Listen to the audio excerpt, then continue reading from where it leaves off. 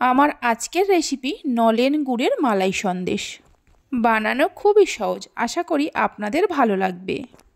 নমস্কার বন্ধুরা, রূপাস কিচেনে সবাইকে স্বাগতম। তাহলে চলুন দেখে নেওয়া যাক। শুরু থেকে শেষ পর্যন্ত দেখার জন্য আপনাদের কাছে অনুরোধ রইল। প্রথমে ছানা কাটিয়ে নেব।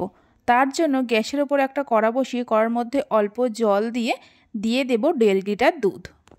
গ্যাসের ফ্লেমটা হাইতে করে দুধ জাল দিয়ে নেব। প্রথমে অল্প একটু জল দিয়ে দুধ জাল দিলে দুধটা তলায় লেগে যায় না। দুধ জাল দিয়ে নেওয়ার পর গ্যাসের ফ্লেমটা বন্ধ করে দিয়ে মিনিট 2-3 রেখে দুধের অতিরিক্ত গরম ভাবটা কমিয়ে নেব। দুধের অতিরিক্ত গরম ভাবটা কমিয়ে নেওয়ার পর দিয়ে দেব 4 চামচের মতো ভিনিগার। আমি ভিনিগার দিয়ে ছানা কাটিয়ে নিচ্ছি, আপনারা চাইলে টক দই বা লেবুর রস দিয়েও কাটিয়ে নিতে পারেন। ভিনিগারটা দেওয়ার পর এইভাবে করে একটু নাড়াচাড়া করলেই দেখবেন দুধ কেটে ছানায় পরিণত হয়ে গেছে। দুধের অতিরিক্ত গরম ভাবটা কমিয়ে নিয়ে ছানা কাটালে ছানাটা নরম হয়। ছানা কেটে যাওয়ার পর একটা ছাঁকটির মধ্যে ছেঁকে নিয়ে 2-1 বার জল দিয়ে ধুয়ে নেব, তাহলে ভিনিগারের টক ভাব আর ছানার মধ্যে থাকবে না। ভালো করে ধুয়ে নেওয়ার পর এইভাবে করে চেপে চেপে জল ঝরিয়ে নিতে হবে। জল ঝরিয়ে নেওয়ার পর ছানাটা এইভাবে রেখে দিয়ে গ্যাসের ওপর একটা প্যান বসিয়ে দেব। প্যানের মধ্যে দিয়ে দেব 1 বাটি দুধ। এই দুধটা আগে থেকেই জাল দিয়ে রাখা ছিল। দুধ হালকা গরম হলে দিয়ে দেব ওই বাটিরই 1 বাটি গুঁড়ো দুধ। ওজন হিসাবে 150 গ্রামের মতো গুঁড়ো দুধ আছে। লো ফ্লেমে গুঁড়ো দুধটা লিকুইড দুধের সঙ্গে খুব ভালো করে মিশিয়ে নেব, কোনো রকমের দলা না থাকে। গুঁড়ো দুধটা মিশিয়ে নেওয়ার পর গ্যাসের ফ্লেমটা মিডিয়ামে করে কিছুক্ষণ জাল দিয়ে দুধটাকে একটু ঘন করে নিতে হবে। দুধ জাল দেওয়ার সময় এইভাবে ক্রমাগত নাড়তে হবে, তা না হলে তলায় লেগে যেতে পারে। মিনিট 3-4 জাল দিয়ে নেওয়ার পর দেখুন দুধ আগের থেকেই অনেকটা ঘন হয়ে গেছে। এই সময় গ্যাসের ফ্লেমটা বন্ধ করে দিয়ে এর মধ্যে দিয়ে দেব যে বাটি মেপে গুঁড়ো দুধ নিয়েছিলাম ওই বাটির 1 বাটির থেকে একটু কম খেজুর গুড় বা নলেন গুড়। গুড়টা দুধের সঙ্গে মিশিয়ে নেওয়ার পর গ্যাসের ফ্লেমটা মিডিয়ামে করে আরও কিছুক্ষণ জাল দিয়ে দুধটাকে ঘন করতে হবে। ফুটন্ত দুধের মধ্যে গুড় দিলে অনেক সময় দুধ কেটে যেতে পারে, তাই গ্যাসের ফ্লেমটা বন্ধ করে গুড় মিশিয়ে নিতে হবে।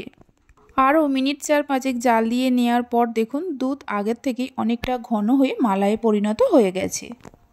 এই সময় গ্যাসের ফ্লেমটা লোতে করে জল ঝরিয়ে রাখা ছানা দিয়ে দেব। মালাইয়ের সঙ্গে ছানা খুব ভালো করে মিশিয়ে নেব।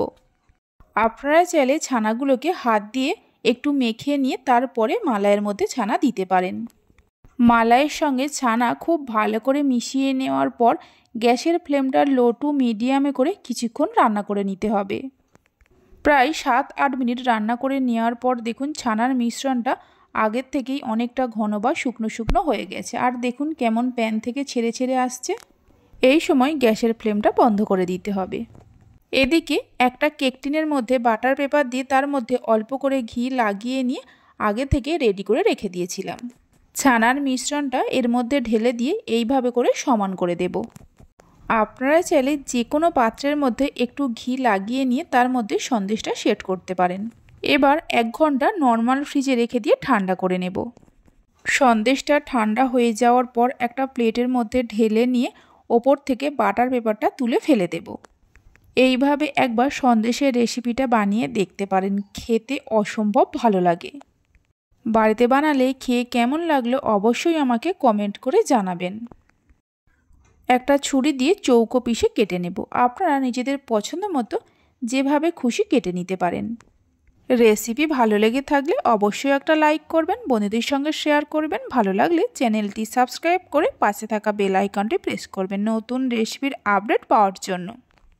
একটা সন্দেশকে ভেঙে নিয়েও দেখিয়ে দিচ্ছি, দেখুন সন্দেশটা কত সুন্দর হয়েছে। এই সন্দেশ মুখে দেয়া মাত্র মিলিয়ে যাবে। তাহলে চলুন ভিডিওটা আমি এখানেই শেষ করছি। আপনারা সবাই ভালো থাকবেন, সুস্থ থাকবেন। ধন্যবাদ।